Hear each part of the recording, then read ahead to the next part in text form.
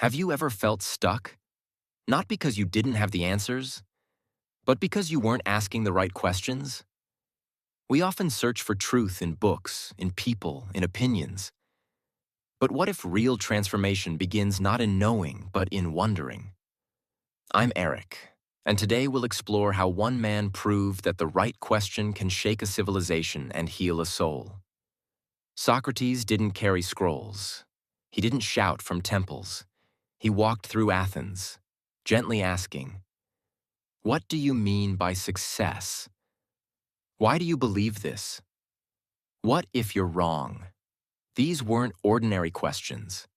They were tools of transformation designed to bypass the surface and hit the core of thought, emotion, and belief. Modern psychology now confirms what Socrates knew long ago. When a person asks reflective questions, they activate deeper parts of the brain areas responsible for self-awareness, empathy, and emotional regulation. This was the Socratic method, not designed to destroy confidence, but to rebuild character, not aimed at winning debates, but at awakening the soul. A woman climbs the corporate ladder. She earns praise, promotions, and applause. But at night, she feels empty. She sits alone and asks herself, "Why do I feel disconnected, even when I seem successful? Whose dream am I really chasing?" That one silent moment where she dares to question herself is where the breakthrough begins. This is not weakness.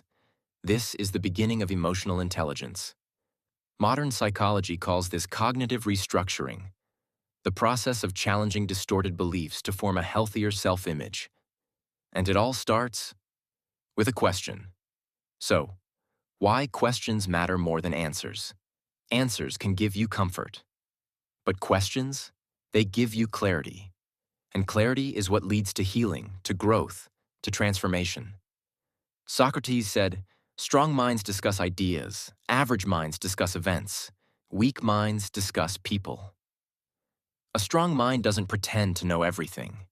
It pauses, it reflects, it listens to its own uncertainty. In therapy, the right question can unlock years of pain. In philosophy, the right question can unravel centuries of illusion. That's why the wisest people aren't the loudest. They're the ones who ask the things others fear to face. Most people chase solutions, but the wise sit with their questions.